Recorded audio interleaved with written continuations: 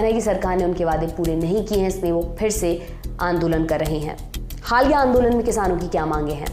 किसानों मजदूरों के लिए पूर्ण कर्ज माफी समेत एक व्यापक ऋण राहत कार्यक्रम लागू किया जाए, राष्ट्रीय स्तर पर भूमि अधिग्रहण कानून 2013 को बहाल किया जाए, जिसमें किसानों से लिखित सहमति की जरूरत होती है, और कलेक्टर रेट से 4 गुना मुआवजा दिया जाए। किसानों और 58 साल से ज्यादा उम्र के खेतीहर मजदूरों के लिए प्रतिमाह पेंशन देने की योजना लागू की जाए। दिल्ली आंदोलन के दौरान जान गंवाने वाले किसानों के परिवारों को मुआवजा दिया जाए और उनके परिवार के एक सदस्य को रोजगार भी। लखीमपुर खीरी हिंसा के पीड़ितों को न्याय मिले। अक्टूबर 2021 में घटी इस घटना में 8 लोगों की जान चली गई थी। सोमवार 11 फरवरी को सुप्रीम कोर्ट ने इस मामले में केंद्रीय मंत्री अजय कुमार मिश्रा के बेटे आशीष मिश्रा को दी गई अंतरिम जमानत और बढ़ा दी है। कृषि वस्तुओं, दूध उत्पादों, फल सब्जियों और मांस पर आयात शुल्क कम करने के लिए भत्ता बढ़ाया जाए। महात्मा गांधी राष्ट्रीय ग्रामीण रोजगार गारंटी अधिनियम यानी कि मनरेगा को बढ़ाया जाए, दिहाड़ी 700 रुपए की जाए और सालाना 200 दिन का रोजगार मिले। इसे कृषि गतिविधियों के साथ एकीकृत किया जाए। बीज गुणवत्ता मानकों में सुधार के लिए नकली बीज, कीटनाशक और उर्वरक बनाने बेचने वाली कंपनियों पर सख्त कार्रवाई की जाए।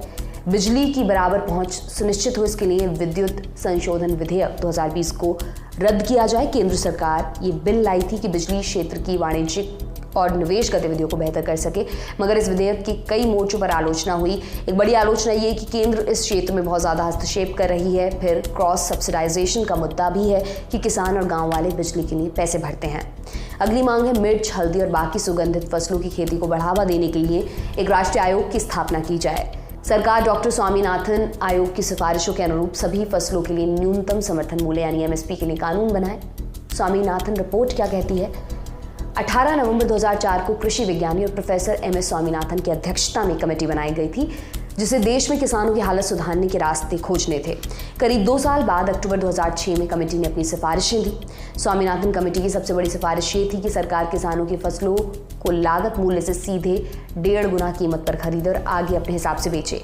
इसके अलावा कमेटी ने मुख्य तौर पर किसानों के लिए लैंड रिफॉर्म, सिंचाई, प्रोडक्शन क्रेडिट और बीमा, फूड सिक्योरिटी से संबंधित सिफारिशें की थी। किसानों का कहना है कि सरकार मौजूदा जिस MSP फॉर्मूले से उन्हें फसलों का मूल्य दे रही है, उससे उनकी लागत भी नहीं निकलती। वो स्वामीनाथन आयोग की सिफारिश के मुताबिक MSP की मांग कर रहे हैं, यानी लागत का लगभग 1.5 गुना। जैसा हमने आपको पहले बताया, किसानों का आरोप है कि सरकार सिर्फ इनपुट लागत के हिसाब से तय कर देती है, इसमें मजदूरी तक को शामिल नहीं किया जाता।